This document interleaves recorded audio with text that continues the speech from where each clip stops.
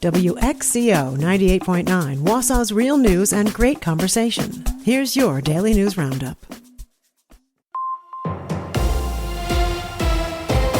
For WXCO News, I'm Isabella Nieto. A northern Wisconsin tribe is addressing growing concerns over immigration enforcement and tribal sovereignty. Maddie Schaefer reports. The Bad River Band of Lake Superior, Chippewa held a community forum Monday night after recent reports of immigration and customs enforcement activity on the reservation. According to the Wisconsin Examiner, tribal leaders have raised alarms after reports that Native Americans were picked up or questioned by ICE during enforcement operations in the Twin Cities. Tribal chairwoman Liz Arbuckle spoke about the stress the community is facing. It's unnerving. We've seen Native people picked up in Minneapolis. We've heard those stories. We've seen those stories. So we are unnerved. So a little extra preparedness, thoughtfulness, kindness, it won't go amiss. That's for sure.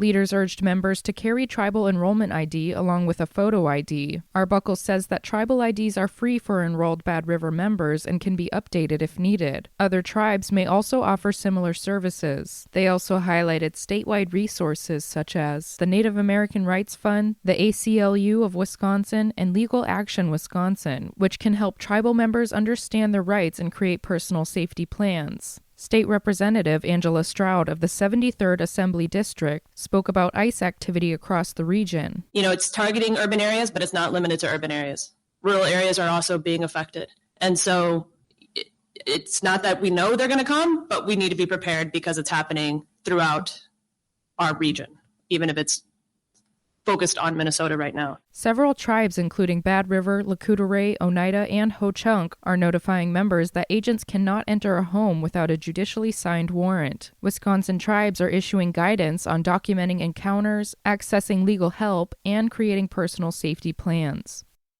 Eau Claire officials gathered at the newly opened Downtown Transfer Center on Wednesday to celebrate Transit Equity Day. James Kelly has more. Transit Equity Day is held on February 4th to honor the birthday of Rosa Parks, whose refusal to give up her seat on a bus to a white passenger in 1955 sparked the over year-long Montgomery bus boycott, a crucial moment in the civil rights movement. Phil Swanhorst is the Eau Claire Transit Commission chairperson and a former Eau Claire bus driver, and shared his thoughts on the history of Transit Equity Day in Eau Claire. And this is the 10th year since I attended a conference in Washington, D.C. to create February 4th. Why February 4th? We wanted an activist that believed in equity in transportation, and who better than Rosa Parks, and her birthday is February 4th. So 10 years ago we created that, and by we, it was unions, it was management, it was Ireland, it was South Africa, it was European countries. In its proclamation declaring February 4th as Transit Equity Day, the Eau Claire City Council highlighted the importance of public transit as an essential service for residents to access things like healthcare and employment, as well as its importance in addressing climate change. Swanhorst also shared his thoughts on what future progress could look like for public transit in Eau Claire. Continued applicable ADA compliance.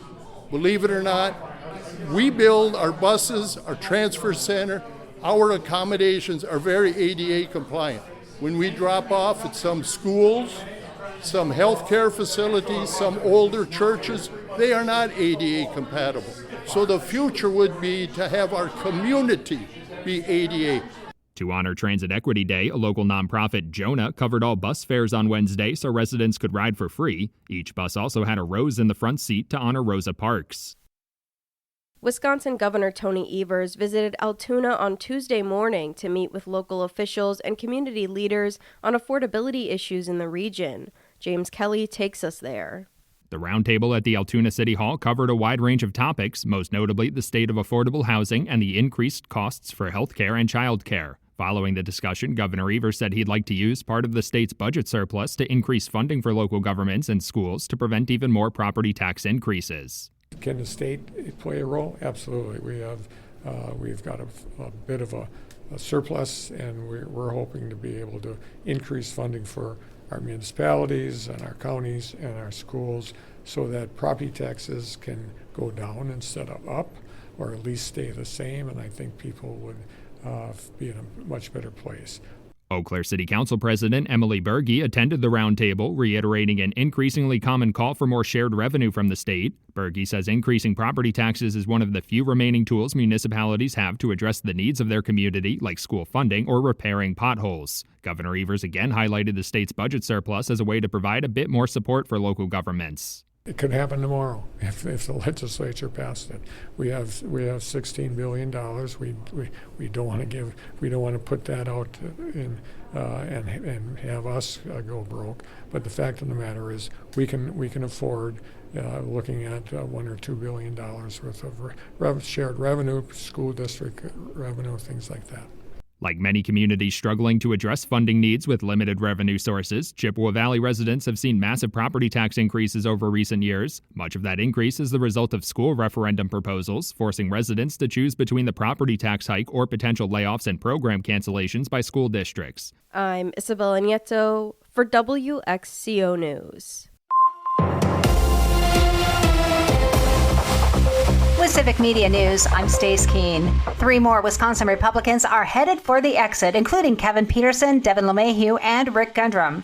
Peterson is from the 57th District in the Fox Valley and says he's proud of his time in the Assembly and thanked his staff, colleagues, and constituents. Senate Majority Leader LeMahieu from Oostburg says he's ready for a new chapter and wants to spend more time at home. Gundrum is from the 58th Assembly District in central Wisconsin. He says he's looking forward to family and travel after 20 years in local, county, and state government. LeMahieu is the 4th Republican state senator not seeking re-election this fall, joining Racine's Van Wangard, Brookfield's Rob Hutton, and Whitewater's Steve Nass. In the Assembly, Gundrum is also the 4th GOP member stepping aside, along with Speaker Robin Voss of Rochester, Speaker Pro Tem Kevin Peterson of Waupaca, and Representative Dave Murphy of Hortonville. Public school enrollment is shrinking again across the state of Wisconsin. State data showing public schools lost more than 14,000 students this year, with 68 of the state's 72 counties seeing declines. Overall, enrollment dropped nearly 2% as compared to last year, continuing a long-term slide that's pushing some districts to consider closing or combining districts and schools. A new report from the Wisconsin Policy Forum says the state has been losing students faster than the national average for more than 2 decades, though the gap has started to shrink recently.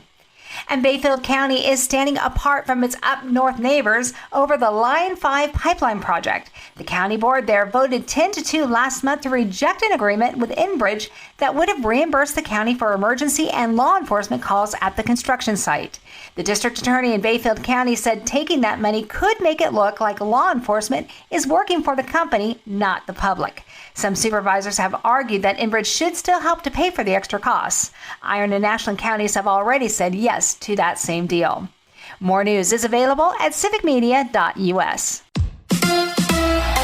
The Badgers season ends. Hi, I'm Mike Clemens with sports men's college basketball. The Wisconsin Badgers lose in an upset to the High Point Panthers, 83-82. The Panthers hitting 3-point shots 15 times in the game. Did the Badgers have a bad performance? Head coach Greg Gard. I didn't think we played bad. I thought they beat us.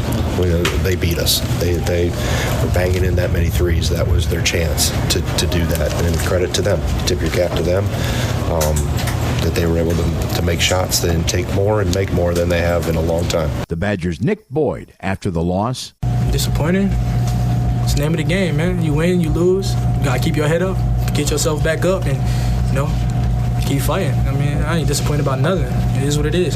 NBA, the Bucks blown out in Utah by the Jazz, 128-96. We played awful. Didn't play with any competitive spirit tonight. That's Bucks head coach Doc Rivers. With sports, I'm Mike Clemens. A little patchy fog this morning, then it is going to be partly to mostly cloudy and warmer today. We'll get to 52 for a high this afternoon. Tonight, mostly cloudy. We'll drop to 31 for a low tomorrow. More sunshine with a high in the mid to upper 50s.